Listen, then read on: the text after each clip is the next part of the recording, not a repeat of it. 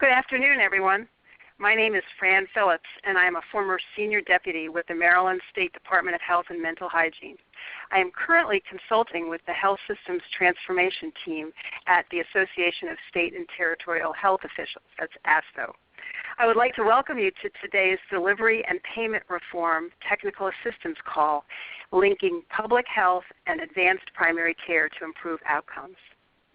ASTHO, with funding from the CDC, is launching this new Technical Assistance Call series focused on some of the key areas that states have identified for additional assistance as they move forward with reform. Back last summer, summer of 2014, ASTHO surveyed state and territorial agencies to assess their needs in regard to the state innovation model grants and other types of reform initiatives. Specifically, ASTHO was interested in understanding what types of support agencies needed to be successful.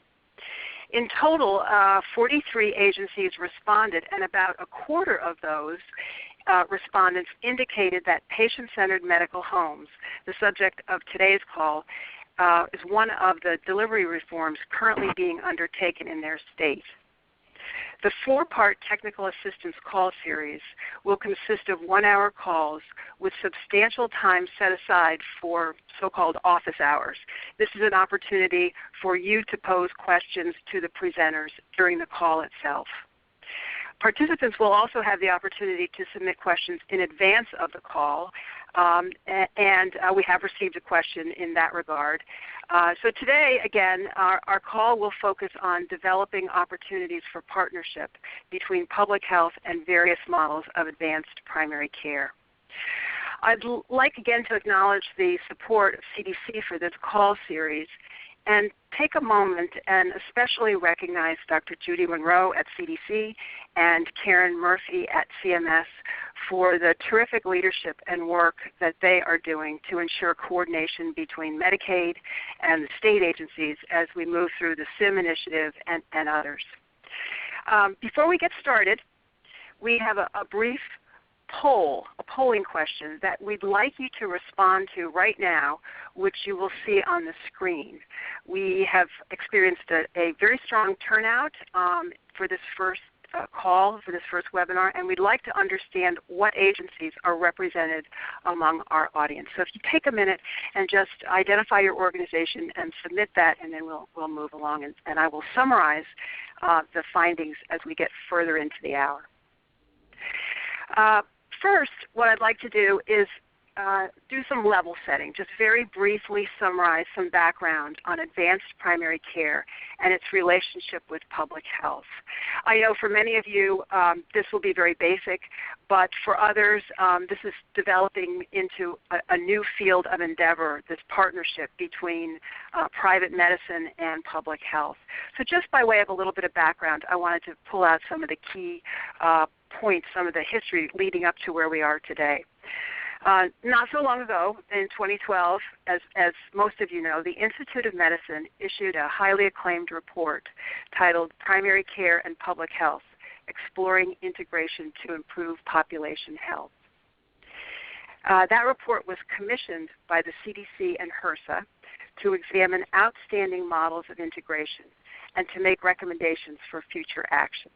You'll see the title page of the IOM report on your screen. In the report, the IOM defines primary care as, quote, the provision of integrated, accessible healthcare services by clinicians who are accountable for addressing a large majority of personal health needs, developing a sustained partnership with patients, and practicing in the context of family and community. Further, the IOM defined the integration of primary care and public health as, quote, the linkage of programs and activities to promote overall efficiency and effectiveness and achieve gains in population health. Recognizing the evolutionary nature of these relationships, the IOM conceived of integration as a continuum, and you'll see an excerpt from the report on your slide there, a graphic that shows this continuum ranging from isolation in the left quadrant all the way to full-on merger. The suggestion here being that relationships can move incrementally between these benchmarks, mutual awareness, cooperation, collaboration, and partnership, with a preference for activities, perhaps not necessarily a full-on merger, but for activities trending toward greater integration. A few months following the IOM report, ASTHO launched an integration initiative known as the ASTHO-supported Primary Care and Public Health Collaborative.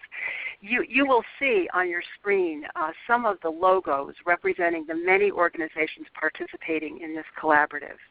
That includes more than 50 organizations and over 100 individual partners, all of whom are seeking to inform, align, and support integrated efforts that improve population health and lower health care costs.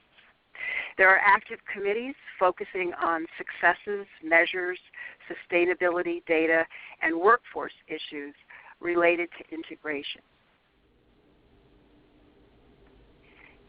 And you will see on your slide now you will see the strategic map, ASTHO's strategic map, and you can see that there's a tremendous amount of activities going on in those three columns in connection with accelerating this integration.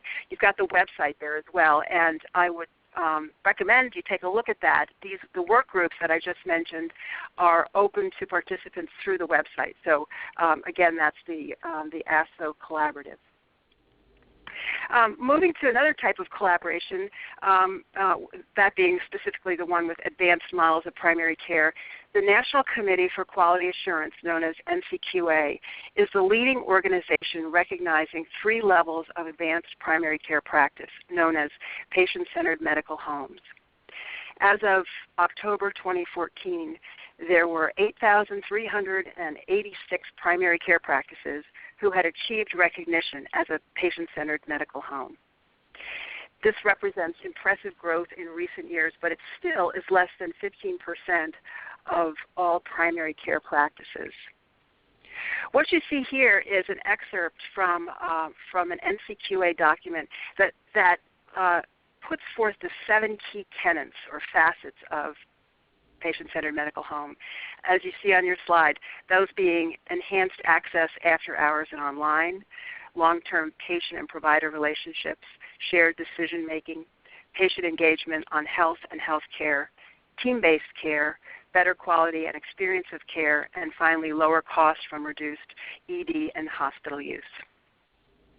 In addition to patient-centered medical homes, there are other forms of advanced primary care under development, such as health homes, a Medicaid model aimed at improving care for patients with chronic diseases or persistent mental health conditions. Through CMS's State Innovation Model, the SIM initiative, states are developing innovative linkages between advanced primary care, public health, and community resources. These linkages involve collaboration in clinical and non-clinical care delivery, in financing, and in data exchange. In addition to SIM, CMS is currently supporting 5 ongoing and 1 just announced initiative to promote advanced primary care. And what you see there is a screenshot from CMS's website that details some of these primary care initiatives. So just to wrap up, these 3 key points to conclude this brief summary. 1, primary care practice is definitely undergoing transformation. 2, there is a growing recognition that community and non-clinical factors exert a profound influence on population health. And finally, the case for linking public health and primary care has never been more compelling. So the purpose of this call, our objectives today are to provide you all, the audience participants, with a greater understanding of advanced primary care models, including PCMH. And secondly, to increase your awareness of opportunities for public health and primary care to collaborate to improve population health. We've got great speakers today, beginning with Dr. Ted Winslow, who is the Chief Medical Officer at the Ohio Association of Community Health Centers, and Bonnie LaPlante, the Healthcare Home Capacity Building and Certification Supervisor for the Minnesota Department of Health. I'll go ahead and provide you some brief introductions for our 2 speakers before they get underway with their presentation.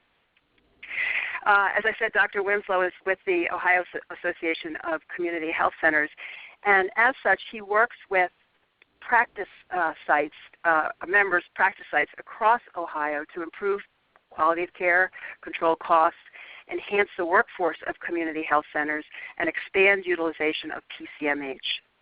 Dr. Winslow is the immediate past director of the Ohio Department of Health, where he was involved in many things, one of which being statewide and national efforts on integration of public health and primary care. For over 30 years, he has worked as a practicing family physician, educator, practice organizer, and healthcare leader. Ms. LaPlante is the Healthcare Home Capacity Building and Certification Supervisor. That's a mouthful. She's with the Health Policy Division at the Minnesota Department of Health. As such, she works with clinics and stakeholders across Minnesota to transform primary care and implement HCH, Healthcare Home. She has 16 years of leadership experience directing a multi-specialty clinic, home health agency, as well as coordinating long-term care. So those are our presenters. I have a word about logistics before we move on. If you have a question during this call, you are more than welcome to post it in the chat box on your screen at any time. These questions will be answered during the Q&A session at the end of both presentations. At that time, we will also open the phone lines to the Q&A session so that you can ask additional questions. At the conclusion of the call, you will be directed to an evaluation survey, and we really hope you can take a few minutes to go ahead and complete the survey, as the feedback that you give us is going to be really helpful as we structure future TA calls and other ASTHO work. So before we get to Dr. Winslow's presentation, I wanted to take a minute and summarize through the mastery of this technology the results of the polling question, so we get a sense of who our participants are today. And I guess you can all see on your screen, we've got a pretty diverse group here. The majority, about 2/3, being representatives from state public health agencies, but also from federal agencies, local public health, as well as other national nonprofits and others. So it looks like we'll have a rich conversation given the diversity of organizations represented. So thank you for submitting your responses to that question. So with that, I'll turn it over now to Dr. Winslow to begin, and following his presentation, we'll move to Bonnie LaPlante. Thank you. Thank you very much, Fran, and I'm happy to be a part of this technical assistance program. What I'm going to share today is some insights into what we did with public health in the state of Ohio, taking a lead in health transformation across the state. We knew very well in Ohio that we had organized PCMH collaboratives already in the Cincinnati, Columbus, and Cleveland areas, and they had been around for a number of years. But about 5 years ago, I identified the need in the Toledo region in Northwest Ohio, Dayton region, Akron, Canton, and Southeast Ohio regions to get more PCMH activity going in those areas. So for about a 1-year period, drafted and had multiple redrafts of what became House Bill 198, and that was officially signed into law in June of 2010.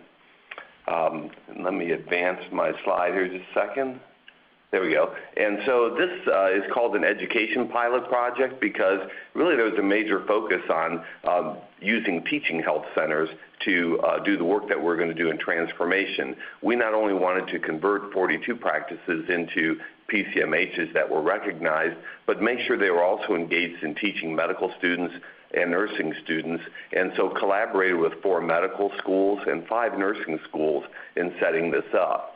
So included in this education pilot project were a 2-year training model for those practices, but also we developed a scholarship program which included 50 primary care medical student scholarships and 30 advanced practice nurse scholarships per year, and also a component that related to curriculum reform because we knew we wanted to teach our learners in a different way so that as they entered practice, they'd have much greater familiarity with this model of care, which is patient-centered medical home.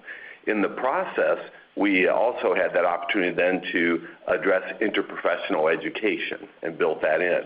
If you look at where our pilot site locations were, we strategically placed them outside of the I-71 corridor, which connects Cincinnati with Columbus and then up to Cleveland. So we caught more rural practices. We had some that were nurse practitioner led, and again tried to see if we couldn't perhaps broaden the net across the state of patient-centered medical home practices. A good thing that happened, and I was engaged in that activity before being in state government, is Governor Kasich was sworn in January 2011. He immediately, by executive order, created the Office of Health Transformation, and then I was brought in and appointed as the Director of Health because of my activity in PCMH, and basically was directed to expand PCMH across the state of Ohio, but do it from the Director of Health position that I was in. Then, of course, the state understood this issue of why we were in trouble in healthcare delivery and in total health, and that is because we're working in fragmentation across the state and obviously across the country in the same way, and we needed to engage in a coordination of health care and health activities that didn't exist at a high level right now. Our expectation was that by incorporating the patient-centered medical home model into more practices, that would lay the groundwork that we needed in order to get into that coordinated care model. We also, as a state, needed to modernize Medicaid, as many states were struggling with that, and in 2011, a number of efforts were led by the Office of Health Transformation to do just that, to streamline the Medicaid program that we had in the state. In 2012, we brought many of our agencies together. Medicaid became a separate agency in state government, and then we moved into 2013 with a focus on payment for value rather than for volume, and we used catalysts for payment reform principles to restructure how we contracted Medicaid contracts and also contract for all of our state health workers so that they were all based behind the principles of payment for value instead of for volume. In order to get the various stakeholders across the state that were interested in this together and have them communicate effectively, we created the Ohio Patient-Centered Primary Care Collaborative. And so this was to get the communication more organized, facilitate learning across the state, help with new patient-centered medical home practice startups, and then also impact policy for the state of Ohio so that we could have a consistent policy moving forward. We quickly saw that we needed learning centers within this so that people with special interests and expertise could share their information and highlight best practices. And so we created the Patient Engagement Learning Center, the Health Information Technology Center, the Metrics Center, Payment Reform, and then a Center for Communications and Education. And we're now considering adding potentially a sixth learning center, and that would be because of the work we did with curriculum reform, seeing if we could perhaps be more engaged in the interest in interprofessional education with our various academic centers with which we worked. In order to make sure that everyone in the state got the message and understood what it meant and what the implication was, I had the nice opportunity to use the bully pulpit going all over the state. And first of all, we had to set our priorities for the state, and you'll see on the four corners of the state our four major priorities, which for all my state health workers will look very familiar, except for maybe expanding patient-centered medical homes across Ohio. Typically, public health hasn't necessarily taken that on as a challenge, but I felt it was a critically important part in our effort to integrate public health and primary care.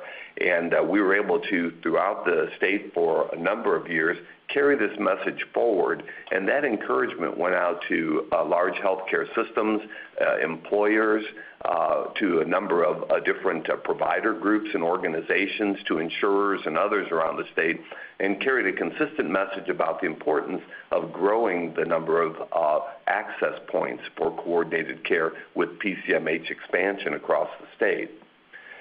What we were reinforcing was what most of the public health people, I think, clearly see is that total health is more than just clinical medicine and more than just public health, but really it's the interface between those and the combination of those that will allow us to change health. And as a state, we certainly felt that we needed to address our total health picture more effectively. I didn't want to leave clinical medicine out, and I knew public health couldn't do it alone, and so we decided to work together to see if our joint efforts might get at the total health target that we had. The governor understood that in order to be successful, we would also have to experience payment reform. Because if you don't pay for this model of care, the coordinated care model, it's not going to survive and thrive. It's not sustainable. And so in January 2013, he convened a number of our major insurers across the state, but also include providers and consumer advocates, purchasers, and of course the plans, to see if we couldn't perhaps put together a multi-payer healthcare payment innovative strategy for the state. And what was agreed at that first meeting was that everyone endorsed and would follow the Catalyst for Payment Reform principles, which I'd mentioned were based on payment for value and not volume.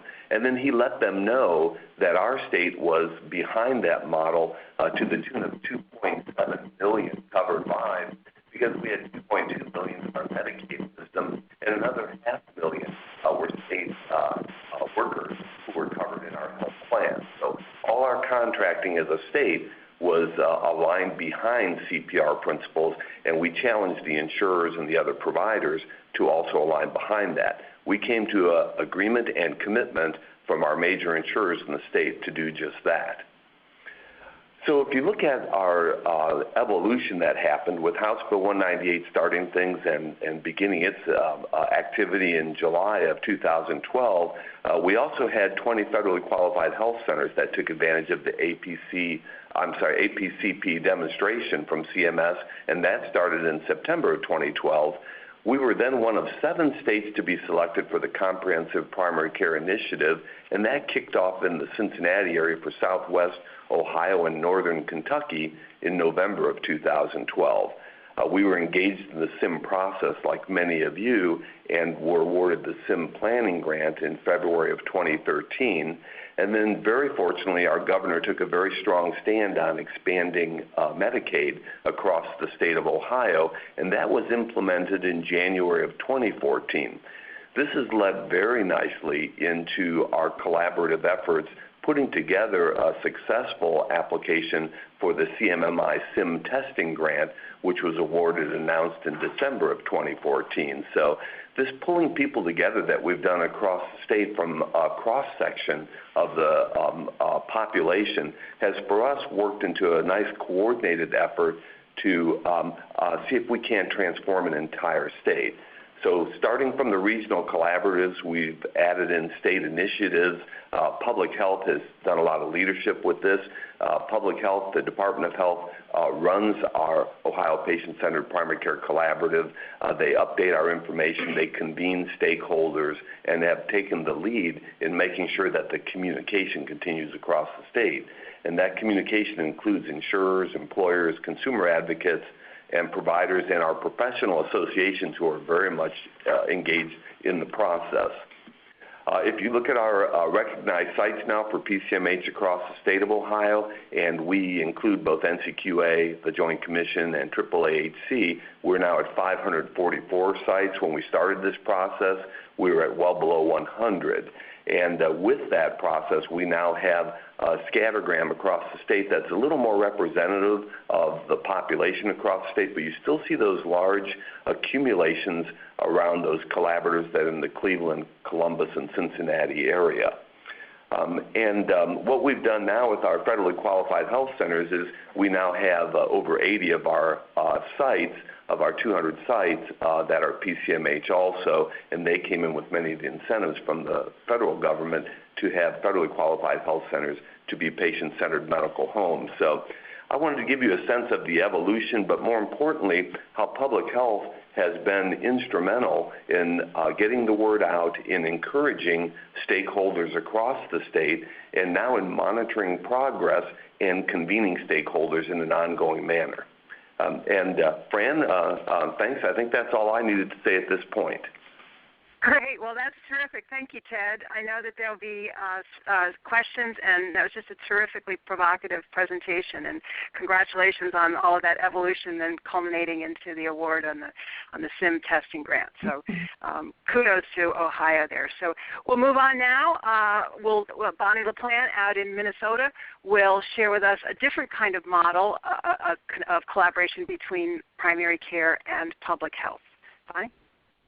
Thank you, Fran, and thank you for having me here today to present on Minnesota's Healthcare Home Program. And I really am going to provide an overview of our Healthcare Home Program, how it became a part of the 2008 Health Reform Law, and the process for developing the Healthcare Home standards and criteria that we use in our Healthcare Home initiative in Minnesota.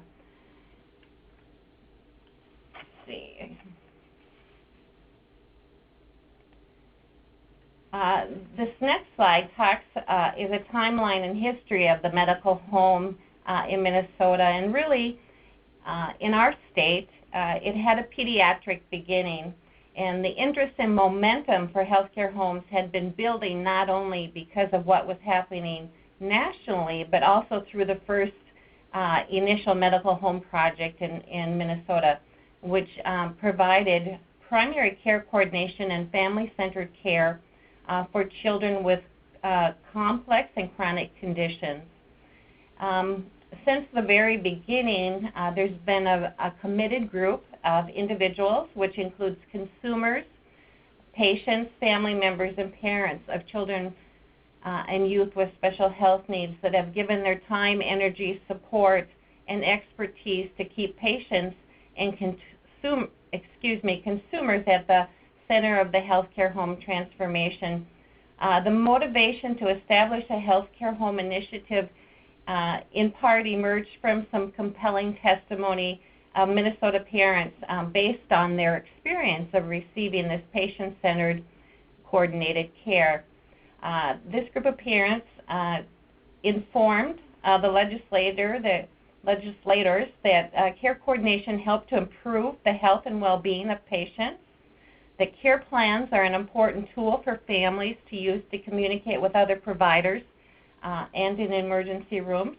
It's important for inpatient admissions. Inpatient admissions through this project decreased, and dental and well visits increased. And this was found through a utilization study that was conducted by Minnesota's Department of Human Services. In other words, if we were to sum it all up, patients certainly noticed a difference. And so the first legislation was passed in 2007, and that was really identified as a provider-directed care coordination for patients with complex illness in the Medicaid fee-for-service population. Also in 2007, Governor Pawlenty had a healthcare transformation task force and a legislative commission on healthcare access. He had both of these meet and make recommendations for healthcare reform in Minnesota. Members of this group included basically legislative leaders, people from professional organizations, and community leaders. And what you see in front of you right now is really a snapshot of the 2008 Minnesota Health Reform Law. And as you can see, it includes the goals of prevention, care redesign, payment reform, transparency, and health IT.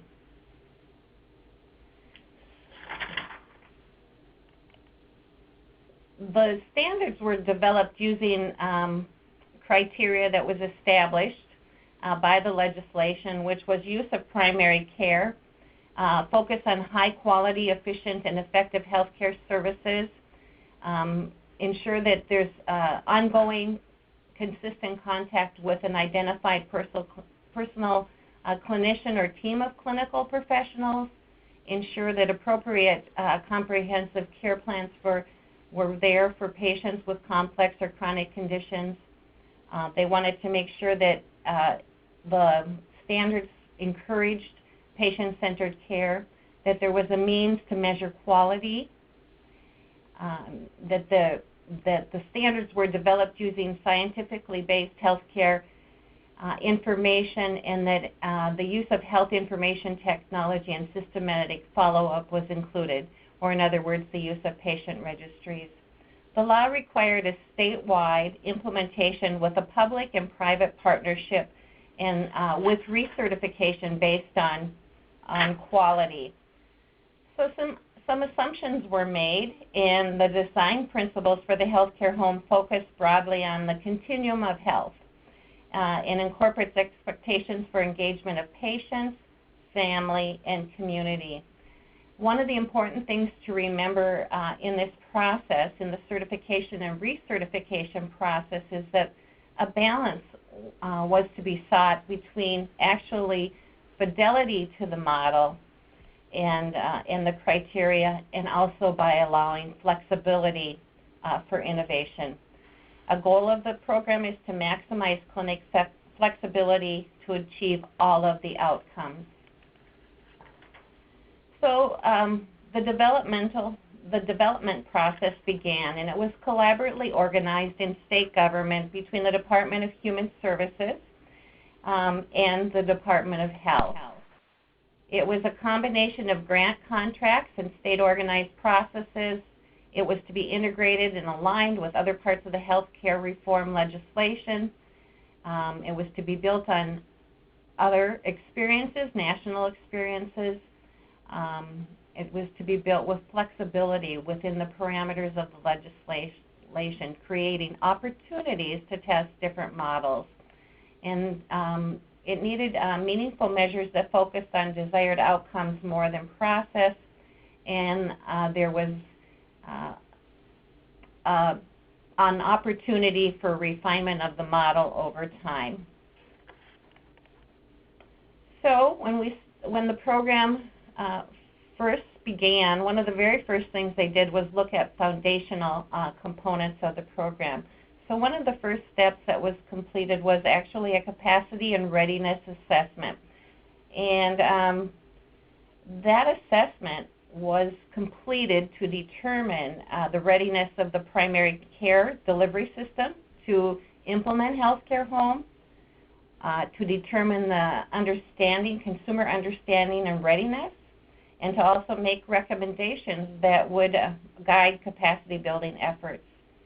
The readiness capacity assessment was actually completed through a contract with the Minnesota chapter of American Academy of Pediatrics and of Family Medicine, as well as the American College of Physicians.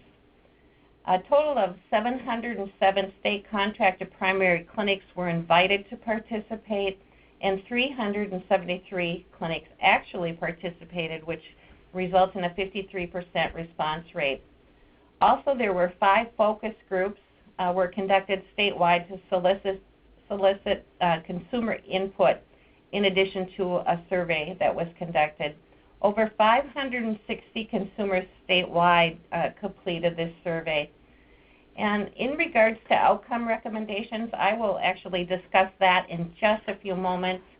But another important part of the foundational component of the program was creation of the Patient Family Consumer Council. This council supports involvement by patients, families, and consumers in all aspects of healthcare home development. And it really includes members from all age groups, advocates for all age groups, many disease-specific groups and cultures. And this group meets independently and participates individually in other healthcare home work groups also. So once the foundational components were developed, then thought was turned to actually the program components. And so development of the certification criteria, development of certification and recertification process, a payment methodology, a learning collaborative, as well as outcome measurements. So this is the diagram that actually shows the community engagement process that took place. The work was completed in late 2008 and early 2009, and throughout the process, the work was based on scientific evidence, national models, and input was gathered from a very, very wide array of stakeholders. In December 2008 and January 2009, MDH and the Department of Human Services hosted public meetings to develop the healthcare home standards and criteria. Approximately 120 people attended the initial kickoff meeting, and about 60 stakeholders participated in subsequent work groups. Stakeholders, once again, were representatives from the Minnesota health plan companies, healthcare providers and associations, physician organizations, government agencies, patient advocates, patient and family members. And so it was a wide array of stakeholders with differing perspectives. So now we look at this in December. One of the things, a major goal was to start with the end in mind, and it began with recommendations for actually outcomes. Outcomes drove the process for creation of the healthcare home standards and criteria.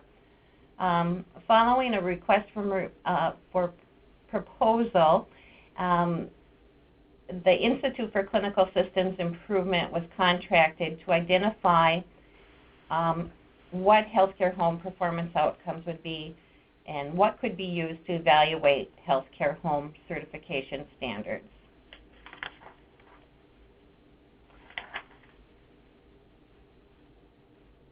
Let's see here. Affinity groups were also addressed, one domain each, and was asked to establish standards for their topic area for healthcare homes. The work was based on the chronic care model as well as national research.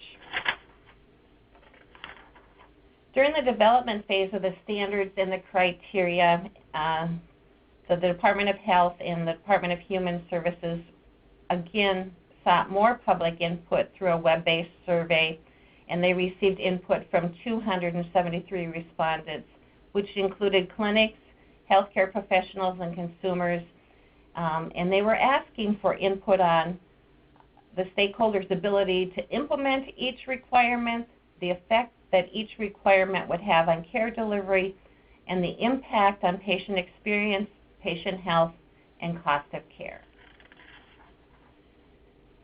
Through this process, MDH and DHS developed 5 major categories that now make up the broad standards in the healthcare home rule. These categories include access and communication, participant registry and tracking, care coordination, care plan, and performance reporting and quality improvement. I think one of the most important things to remember is that there's some key threads throughout the whole program, and the program focuses on delivering high-quality, evidence-based healthcare services, provides respectful, patient and family-centered care, focuses on the whole patient, and coordinates services that include acute care, chronic care, and preventive care, integrates care with the community, and creates a continuous quality improvement learning environment.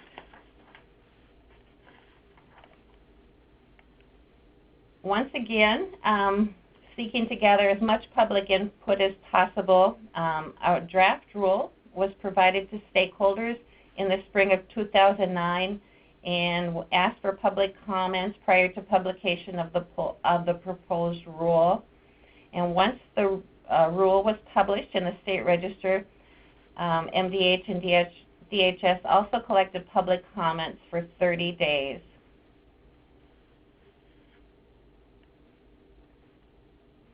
Many of these comments came from provider organizations, again, representing various sectors of the healthcare field, whose members will seek certification, and based on some of this feedback, MDH and DHS use this feedback to clarify requirements and to make them more workable. So at this time, we have 5 standards with 67 measurable criteria. And then I just wanted to show a little bit of where we're at today, current status in program evaluation. 53% of primary care clinics serving Minnesota are certified. And that number probably is going to change rather quickly because I believe that we have 9 more clinics who will be recommended for certification within the next few weeks. At the end of 2014, the regional nurse planners are capacity building with approximately 88 clinics. The 3-year evaluation of the healthcare home program demonstrated that healthcare homes have better colorectal screening, asthma and diabetes care, and depression follow-up, and that overall healthcare home enrollees demonstrated 9.2% less Medicaid expenditures than non-healthcare home enrollees. And then one more item that I wanted to mention today is that Minnesota does have a SIM testing grant, and it's called Minnesota's Accountable Health Model Vision, and I just wanted to put up some of the information about that today. Minnesota's innovation plan builds on existing state reforms that are already underway in Minnesota, which includes the Medicare Accountable Care Organizations, healthcare homes, the State Health Improvement Program, strong collaborative partnerships, standardized quality measurement, the e-health initiative, as well as community care teams. And my last slide just provides some information. All of this information is included in some of the legislative reports and the health and the SIM information that are on our health reform webpage. Thank you. Well, thank you, Bonnie and Ted, for two remarkable presentations on how 2 very different ways states can go about our statewide integration or movement towards integration, at any rate, between public health and primary care. I know that it has engendered a lot of questions, and so at this time, we will be opening up the line in just a moment for questions. We also had some questions that came through the chat box. But before we do that, I'd like to pose a question that came even before our webinar today. It was submitted in advance. And it can really go to either one of our presenters. So let me read that question because I don't think you all have that on your screen yet. I'll read that question, and either Ted or Bonnie or both, if you would take a moment and give us a response. The question comes from Angie Bailey, who is the program manager for oral health in the Idaho Department of Health and Welfare. Her question is, where does oral health fit into the patient-centered medical home model of care, and what opportunities are there around oral health within public health and primary care collaboration to improve population health? Thank you, Angie. Any responses from our presenters? Yeah, this is Ted, and as I went around the state, I met with a number of professional groups, associations, and disciplines, and this is a very common question they asked is, how do we fit in? Because they thought, well, this is a medical model, but what about all the other health professions? And what I reinforced with them is that this is also an inclusive model. It's meant to be a coordination of care model, so it's critically important we have all the health providers coordinating, talking with each other, and hopefully co-managing patients so you get all the benefits that are the core principles that you listed earlier in your slide about patient-centered medical home. That doesn't happen if people aren't exchanging information between the various health disciplines. So oral health, like many other components of total health, are critically important, and the most important thing is that their information gets into a centralized repository, and that's the home part of the patient-centered medical home. It's home to all the information that relates to an individual's health so that all the people that are touching their health have access and can use that to provide better care. Great. Thank you, Ted. Bonnie? I agree with Ted that really one of the tenets of healthcare home or patient-centered medical home is to actually look at the whole person and to help manage all of their needs, whether they're physical health or mental health or other health needs out there. So that is an important role that does occur in the patient-centered medical home. It can occur on a referral type basis. It can occur in well child screenings. I know some of the safety net clinics also offer the dental services right on site. And part of the care planning process actually is identifying external providers. Great, thank you. Thanks, Ani and Angie, for that question.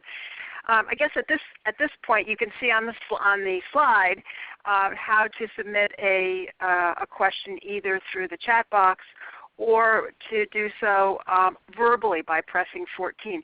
So let me pause and ask the operator if we have any questions on the call, on the line. Thank you. Ladies and gentlemen, if you would like to register for a question, please press the 1 followed by the 4 on your telephone. You will hear a 3-tone prompt to acknowledge your request.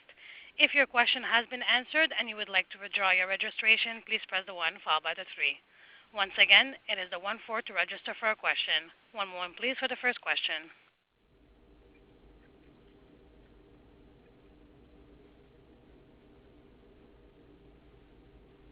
Hello? And we have no questions at this time. All right. Well, perhaps we'll get some. We'll turn now to the chat box because we do have some questions that have been submitted online. And so to go to our first question, Sina asks, please talk more about what learning centers look like. Are they web-based or face-to-face technical assistance? Yeah, this is Ted, I think that was for, yeah. There you go. Yeah, we have the learning centers built into our Ohio Patient-Centered Primary Care Collaborative, and they function whichever way the leaders of the learning center feel best gets at their needs. So some of those are face-to-face interactions. Many of them are conference calls that pull people from across the state together to allow them to use that time better than the travel time would be used. And what they do is we have leads for each of those learning centers who develop the agenda, and then they carry the meetings through. All that's coordinated through the Ohio Department of Health, and they are the ones who make sure that the follow-up meetings are scheduled, that everyone's connected in conference calls, or put together the face-to-face meetings for learning center leadership.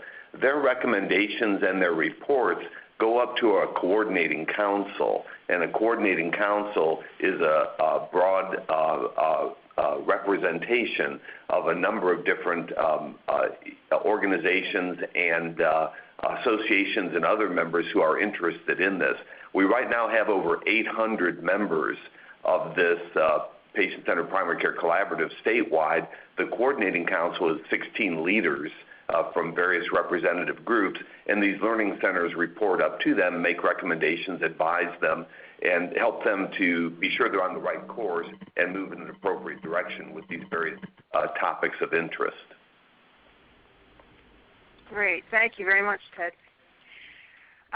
Going to our next question. Our next question is from a former colleague of mine, Dr. Don Schell in Maryland, the Maryland State Health Department. And as usual, Don goes right to some of the core questions in posing his question.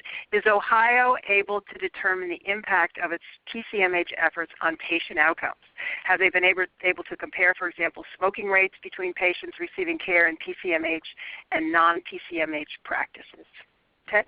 Yeah, so Don, thanks for the question, and the answer is somewhat. And so we have a number of different regional projects happening where there have been demonstrated benefits. For instance, down in the Comprehensive Primary Care Initiative in Southwest Ohio, they do have early data. They devised 21 measures that all of the participants agreed on as far as the definitions and what to be tracking, and they just have finished their first year. They're about a year and a half into that effort and already have some improvements that they've seen in some of the 21 measures. For many of the practices, though, just like it was when we put together our learning collaborative that we put together statewide, the real process has been developing the capacity to measure.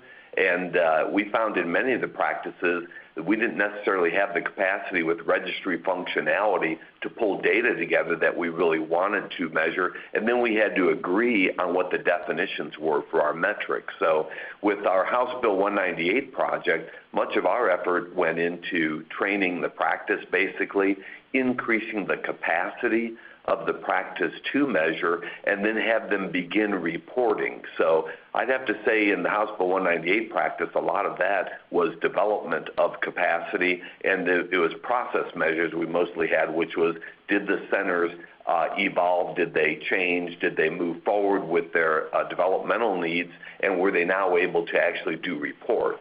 We're not into now looking at yet the results of that activity. And in fact, with our SIM grant process, as I think was pointed out by Bonnie, now we're connecting many of these practices into a much more common network where we can actually compare results and get useful data that will come out of that.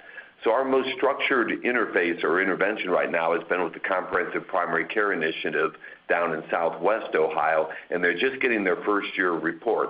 They have shown some reduction in avoidable hospitalizations. They've shown some reduction in ER utilization already, and some reduction in total cost. But it's so early into the process, that's a 4-year program they're in, that we don't have anything that I would point to and say there's a trend yet that's been developed. Okay, thank you, Ted. I'm sure that's something that we'll all be keeping our eyes on in terms of looking at ultimately on the outcome, both for patients and for populations, as more advanced practice models continue to evolve with primary care. Next question is, I'll do a couple more questions from the chat box and then check in with the operator because I don't want to leave anyone on hold for too long. But Amanda Bridges asks, and I think, Bonnie, this is a question that's probably directed to you, or maybe Ted has some thoughts too. What is the difference, or is there a difference between a PCMH and an HCH, a healthcare home? I think that the difference that I would say is our certification process looks different. They have very similar principles of how our healthcare home is established, and in our healthcare home in Minnesota is based on national research, evidence-based practice, and all of those types of things. I think one of the most unique things that we do in Minnesota is that we actually have site visits. If a clinic is preparing for certification, we can provide some of the technical assistance that they may need. Some clinics need some technical assistance. Some clinics prefer to develop their own healthcare home and using the knowledge of their staff and their quality improvement teams. But once they're ready for certification, we actually have a team that goes out and a process that we look at each of the standards and evaluate how that clinic meets those standards. In Minnesota, the healthcare home certification program is a voluntary program, and so we use that process. Included in our site visits is, of course, a nurse from the Minnesota Department of Health, one of the nurse planners, and we always include a consumer, and we usually include a community nurse that we have contracted services with, which we also contract for the consumer.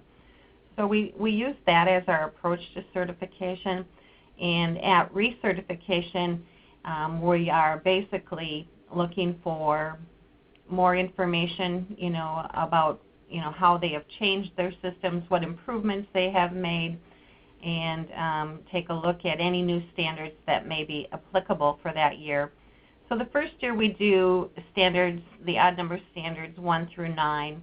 The second year we add to that foundation by adding some even number standards through 2 through 10, and then as we move forward with recertification, each year once the foundation has been built, we're then looking at benchmarking and quality improvement results. Thanks, Bonnie. And this is Ted again, and I'll just say, that's certainly a much more centralized process and one that many people would really like to have, I think, because you really have your finger on the pulse, Bonnie, I think, of what's going on in your various practices much more closely than we do in Ohio, where we've allowed people to either go the Joint Commission route or go NCQA route or go AAAHC route. And, of course, even within NCQA, they can be level 1, 2, or 3. And so we've decided not to create an infrastructure in the Department of Health to do that, but instead let individual entities pursue whichever they think fits them best and prefer. But we expect that all of them would become recognized by one of those agencies or organizations before we would call them a PCMH in the state of Ohio. Great. Well, that was a very good question. Thank you, Amanda, for that, and two very different approaches, Minnesota and Ohio. I'll take a moment here and ask Amanda, our operator, if there are any questions in the queue on the line. We still have no questions over the phone lines, but ladies and gentlemen, as a reminder, to register a question, please press the 1 followed by the 4. Thank you. Okay, so we still have a number in the chat box. So we see that Don Bradley has asked both presenters about their key metrics and results to date. Now, Don, I'm sorry, Ted, you covered that to some extent. I don't know if you have anything more to add, and Bonnie, you might want to contribute to that question as well. I would like to very much. We have, in Minnesota, we have a statewide quality reporting system with some standardized outcome measures that we use, and some of the metrics are, as they move down the recertification path, some of our quality metrics actually end up being improvement in vascular care, diabetes care, depression care, asthma for adult and pediatric populations, as well as depression. So those are basically the standards that the benchmarks that we use once we've established the foundation of the standards and the criteria. And this is Ted again. And so for what we're going to do is we take the SIM process and roll what's happening largely in Southwest Ohio with the Comprehensive Primary Care Initiative. We're going to roll that across the rest of the state. You can look at the Health Collaborative of Greater Cincinnati at their website, and you'll see 21 metrics that they're following on a regular basis and their reports. And those will be the same metrics and process we'll be using across the rest of the state. And they'll look pretty familiar to you. Most of them are NQF derived. But the important part about it was that those 21 measures were agreed upon by 10 different insurers, a number of different provider organizations in the area. Many of the healthcare delivery systems were engaged in that process. So anytime you can get that many different people to agree on some measures, we felt like we were making reasonable progress. And we wanted to build on that as we went statewide with the PCMH model. And so in our SIM grant, the expectation is that in the next 5 years, over 80% of Ohioans will be able to receive their care in a patient-centered medical home. I think Bonnie had talked about the penetration in her primary care practices of 53%, and I've got about the same penetration in my federally qualified health centers of them being designated as PCMHs, but we have a long way to go if you look at all of the primary care clinical practices in the state of Ohio. We're probably closer to a 10 to 12% penetration right now, and that's where our efforts and focus will be with our SIM grant efforts coming forward. Terrific. Thank you both. I'll ask the operator for one last time on the line if there's a question. We still have no questions over the phone lines. Thank you. Well, unfortunately, at this time we'll need to end the Q&A session. I know we have more questions, and they're really good questions that are backed up in the chat box, and we will get to them. The presenters have agreed to go ahead and to provide ASTHO with the responses to your questions. And those responses, as well as the ones that have been offered here during the webinar, will be posted on the website. So I'm sorry we couldn't get to all the questions. You had some really good ideas and questions I'm sure sure would spur more discussion at that time. So I do want to thank you all for joining us today. It has been a remarkable discussion, I believe, and I hope you agree. For more information about this call series, you can look at the website. You can see that on the screen right now, which is where all of the slides and the questions, as I said, will be posted. I would like to let you know that our next call, which has not yet been scheduled, that the date has not been finalized, but that too will be on the website. Our next technical assistance call will be on a subject near and dear to all of us, and that's on financing, health economics. The title of that call is Evidence-Based Interventions and Economic and Budgetary Impact Analyses. So I promise you that will be a really insightful conversation, as well as the one we just had today. So I want to take a minute again to thank the Centers for Disease Control for sponsoring this webinar, and to our speakers who gave really informative presentations.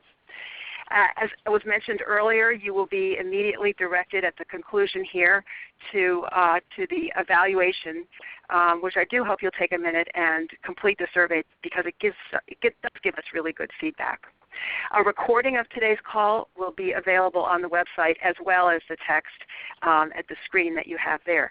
So we hope that you found this webinar a useful resource, and if so, if you will go ahead and share the link with others once it is available. Thank you all, and enjoy the rest of your day.